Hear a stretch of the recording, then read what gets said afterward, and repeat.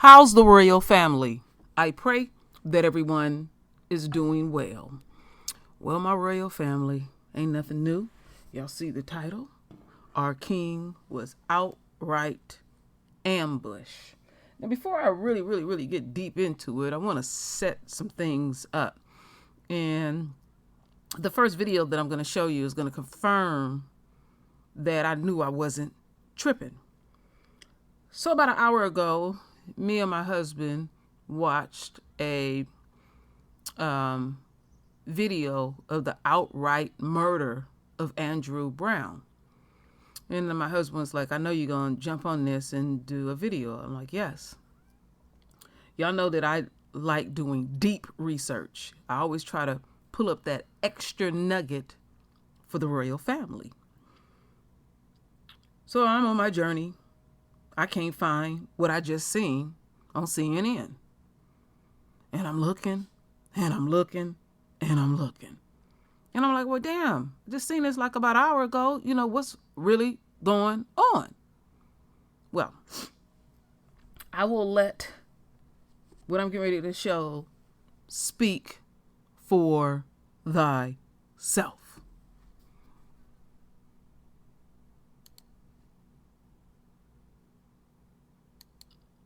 Andrew Brown was shot by sheriff's deputies who are executing a search and arrest warrant on him in Elizabeth City, North Carolina. The local prosecutor there out detailing, he says this shooting was justified because Andrew Brown tried to flee the scene in a car that he determined was a threat to the officers. Therefore, they had the right to use deadly force against him. We're going to show you in just a moment some of the body camera footage released at this press conference. I just want to quickly go through some of the other headlines. The district attorney saying he did not tell the Brown family before he had this announcement today that he was going to do this. He says there's some dysfunction in the relationship between the prosecutor's office and the Brown family and the attorneys, at one point accusing some of the attorneys working with the Brown family of misrepresenting facts in this case.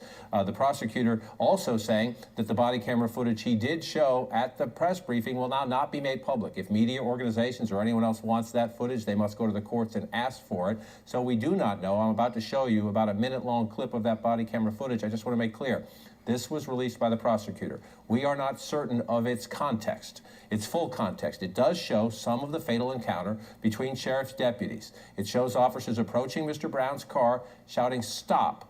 The car then starts to drive away, and the officers begin to fire. We're going to show you this. It's just shy of a minute. Just want to caution you. Some of what you're about to see is quite graphic.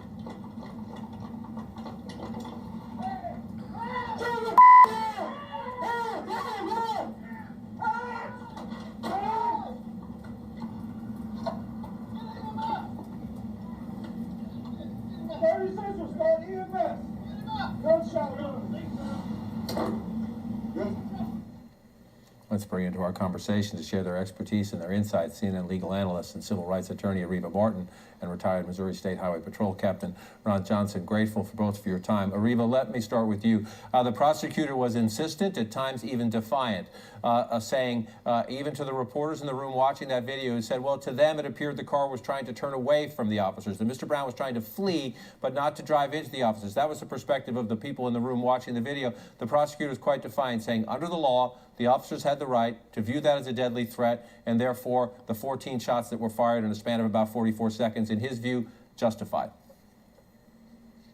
Yeah, John, I had a real problem with many of the statements made by this district attorney. First of all, he relies on this 2014 Supreme Court case, Plumhoff. And that case does involve allegations of Fourth Amendment violations. There were police officers who were shooting in a fleeing car, but that case involved a high-speed car chase. And the Supreme Court focused I shouldn't say exclusively, but focused a lot on the fact of the dangers associated with a high-speed chase. That's not the facts involved in this case in North Carolina. We don't have a high-speed chase. We have an individual who's sitting in his car who is unarmed, who they're serving a search warrant on, and we know there's so many other alternatives, including the alternatives that are identified in the the manual given to police officers in this state, which are like many police officer manuals that prohibit or in many ways discourage police officers from shooting into a moving vehicle. And we heard this district attorney say he's aware of those police policies, but yet he did not take them into consideration in making his determination. So lots of issues with his defiance, as you described it. I think that's appropriate, and his ultimate factual and legal determination about the justification for the shooting. Well, okay, let me take this down. Let's take this down. I don't want nothing to pop up. So, what the Queen had to say was quite deep.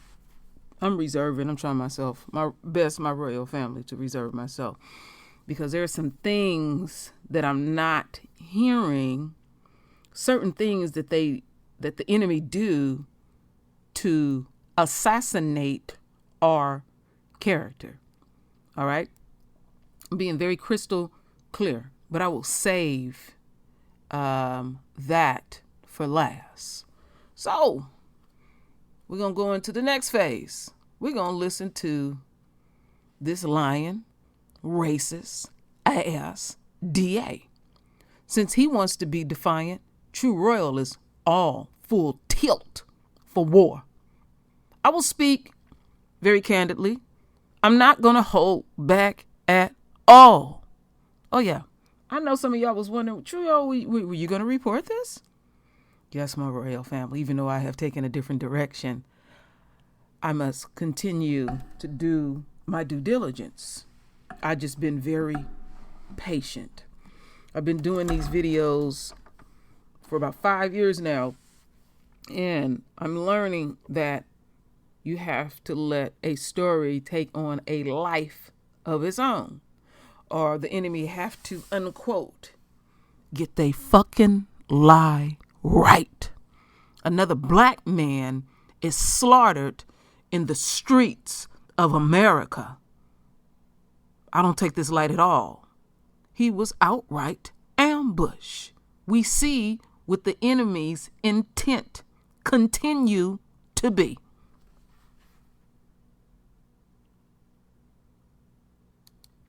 Oops. Let me go back here. I ain't missing nothing. He's speaking some gobbledygook right now. Come on.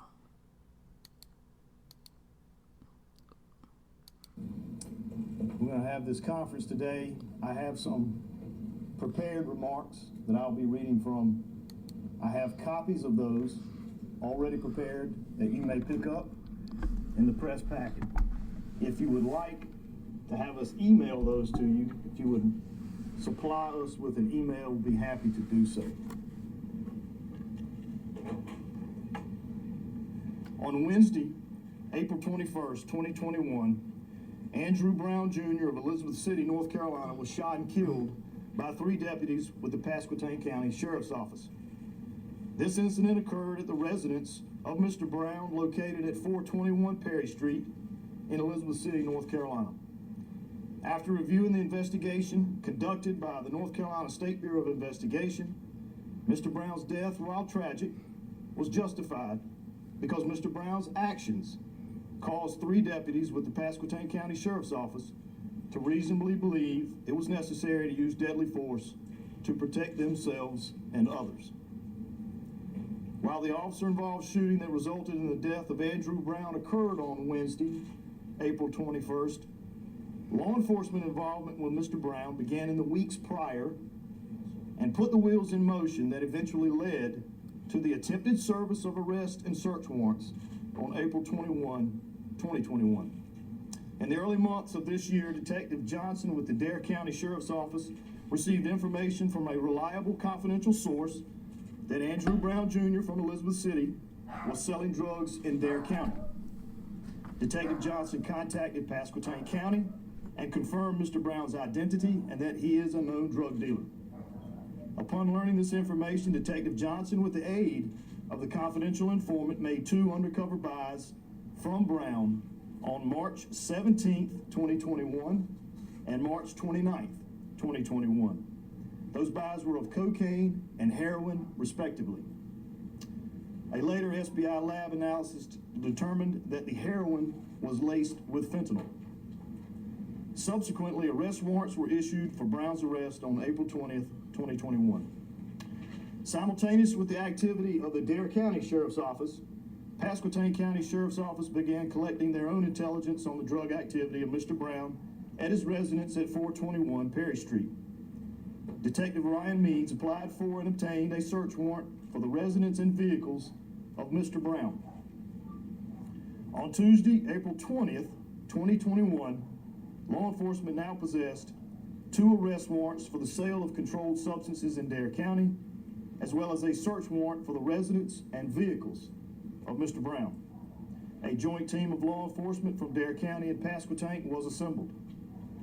The Dare County Drug Task Force was to provide surveillance, and the officers present that day were Detective Johnson, Sergeant Ruth, and Detective Langley.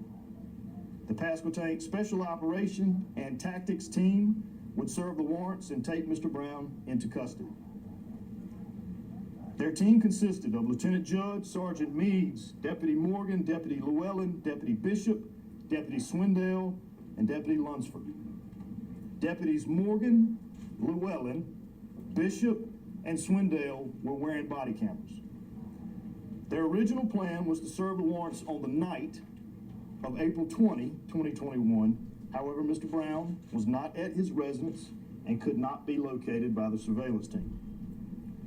On the morning of April 21, 2021, at approximately 5:30 a.m., law enforcement held a briefing here at the Pasquotank County Sheriff's Office and planned to serve the warrants on Mr. Brown. During the briefing conducted by Sergeant Meads, the team was briefed on Mr. Brown and his past involvement with law enforcement. It was relayed to the team that Mr. Brown has multiple resist arrest charges and convictions dating back to 1995. Additionally, Mr. Brown has assault with a deadly weapon, and assault inflicting serious injury convictions dating back to 95. Further, Mr. Brown has barricaded doorways during previous home search warrant instances. No children were believed to be at the location, and the mother of Mr. Brown's minor children was seldom at his residence. At approximately 8 a.m., Mr. Brown was located on Speed Street here in Elizabeth City by one of the members of the Dare County Narcotics team. Mr. Brown then drove his vehicle to his residence at 421 Perry Street and remained in his vehicle until law enforcement arrived. Upon receiving this information, the Pasquotank County team traveled to 421 Perry Street to serve the warrants in a clearly marked Pasquotank County Sheriff's Office truck with blue lights and emergency lights flashing. Detective Langley from Dare County drove the vehicle, and Deputy Lunsford was in the passenger seat. The remaining members of the Pasquotank County team were in the truck bed as the truck was en route. Upon arriving to 421 Perry Street at approximately 8:23 a.m., Mr. Brown was still sitting in his vehicle beside the residence. Detective Langley pulled the Pasquotank County truck in the driveway with his right front bumper close to the front bumper of Brown's vehicle to block any forward motion, and Brown was still seated in the vehicle. The 6 members of the Pasquotank County team approached Brown's vehicle, identified themselves, shouted commands to show them his hands and to exit the vehicle. All members were wearing clearly marked Pasquotank County Sheriff's Office gear and uniforms. Deputy Lunsford headed directly to the driver's door with his weapon drawn and attempted to open the door. Deputy Swindell accompanied Deputy Lunsford to the driver's side of the car.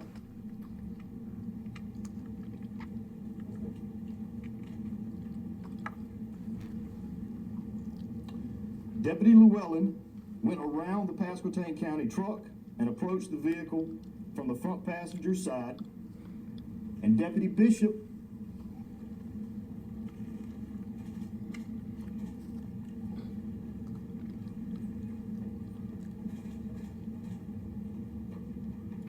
Come on, get your light right.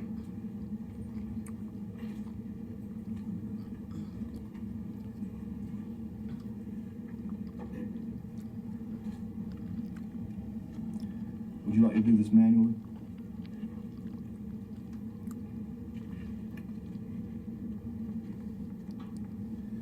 Deputy Llewellyn went around the Pasquotank County truck and approached the vehicle from the front passenger side, and Deputy Bishop and Sergeant Meads were directly in front of Brown's car. Deputy Morgan approached last and positioned himself between Deputy Bishop and Sergeant Meads.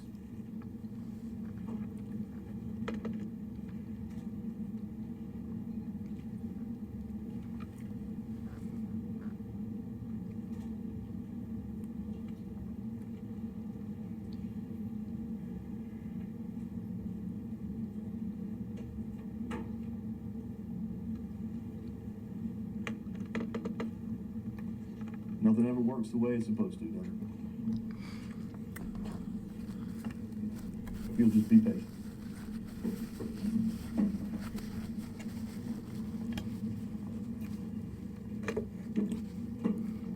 I want you to have a full, complete, accurate view of what transpired, what the deputies saw that particular day. Right there, stop. Once again, I will repeat. You're looking at Deputy Llewellyn's body cam, and he went around the Pasquotank County truck. He approached from the passenger side. Deputy Bishop, Sergeant Meads were directly in front of Brown's vehicle, and Deputy Morgan approached last and positioned himself between Deputy Bishop and Sergeant Meads. Brown was holding his phone when law enforcement approached. He skipped.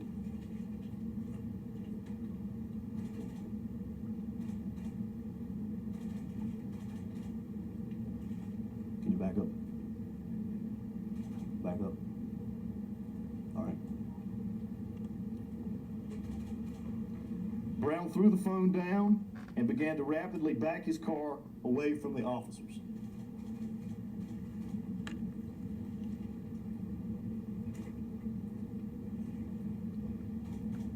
Have you taken it out? Am I completely offline at this point?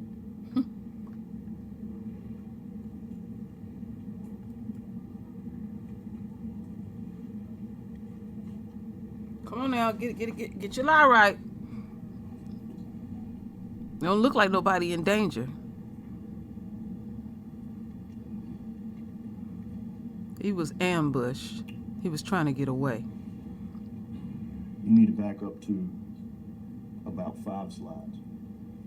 If you'll leave it right there. All right.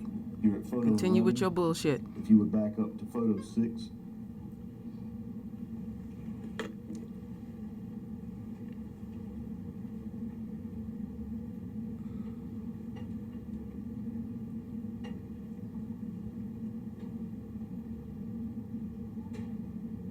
All right. Thank you.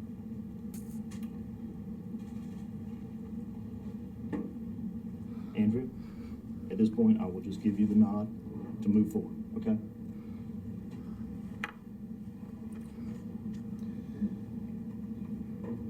Brown threw the phone down and began to rapidly back his car away from the officers.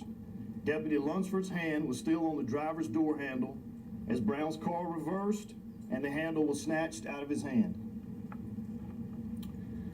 At this moment, Deputy Lunsford yelled out, and Deputy Lunsford was pulled over the hood of Brown's vehicle, where his body and his safety equipment were struck by the vehicle. Deputy Lunsford's left arm was squarely on the hood. Deputy Lunsford took evasive action to get out of the way of the front left tire of Brown's vehicle, and law enforcement commands became more heated, with profanities shouted for Brown to stop the car. Brown ignored the officer's commands and backed his car until he was blocked by the rear of his residence. Continue. Continue. Right there. Brown then put the car in drive and turned the steering wheel left, directly at law enforcement officers who had now surrounded his vehicle. Despite this tense situation and the aggressive driving by Mr. Brown, no law enforcement officer fired a shot. As Brown's car starts forward, Deputy Lunsford was now positioned directly in front of the vehicle, and all officers were shouting commands to stop. Brown ignored the commands and drove directly at Deputy Lunsford. Deputy Lunsford used his left hand to push off of the hood. It was at this moment that the first shot is fired. Deputy Lunsford then spun out of the way to avoid being run over by Brown's vehicle. One more.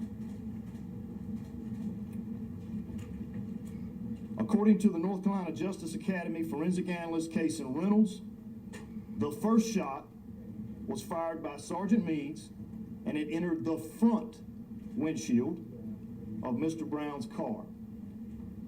Let me say that again. It entered the front windshield of Mr. Brown's car. Brown's car continued forward, passing Deputy Lunsford, Deputy Morgan, and Sergeant Meads, and several shots are heard. One shot entered the passenger window and struck Brown in the shoulder. Several more entered the rear passenger side door and window.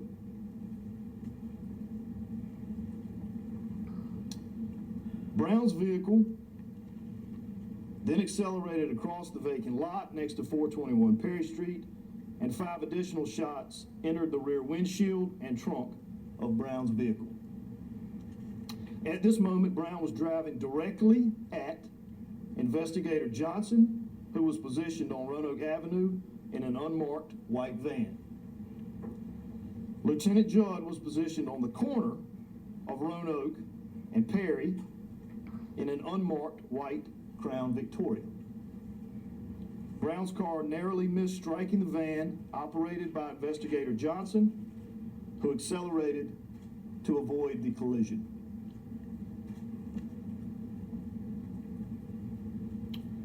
Brown's vehicle crossed Roanoke Avenue and struck a tree in the residence on Roanoke Avenue and came to rest.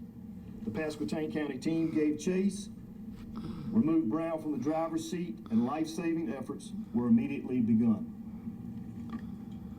How you gonna do life-saving At efforts 8:24, and you blew his brains out? Dispatch of shots fired. Emergency medical services were requested at 8:26 a.m. Lieutenant Judd was the supervising officer. He was on the scene at the time of the shooting. Other supervising officers of Pasquotank County Sheriff's Office arrived, including Chief Deputy Fogg, who collected the weapons and cell phones of the officers who fired.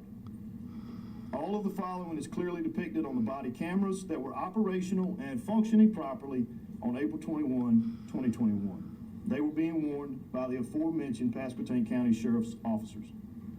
The total length of officer involvement with Mr. Brown from the time they exited the vehicle until Mr. Brown was removed from the vehicle is 44 seconds. Ain't that something? You know what I was surprised about, my royal family?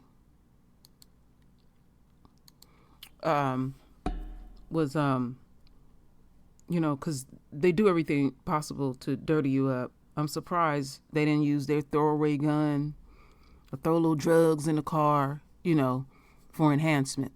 I'm surprised they didn't do that. This black man, they blew his brains out again and again. He was ambushed. You would think that the way they describing this black man, he's one of the cartels. And I'm going to do what the enemy do. You know, you got to show me something more. Why are you doing this stuff frame by frame? That's why I keep telling y'all, my royal family, the ultimate goal of the enemy is to find a way out. I said that in the Derek Chauvin case. And they couldn't find a way out. And this is how they analyze things. So we get to get a glimpse of what they do behind the scenes. Okay, let's get into this last video.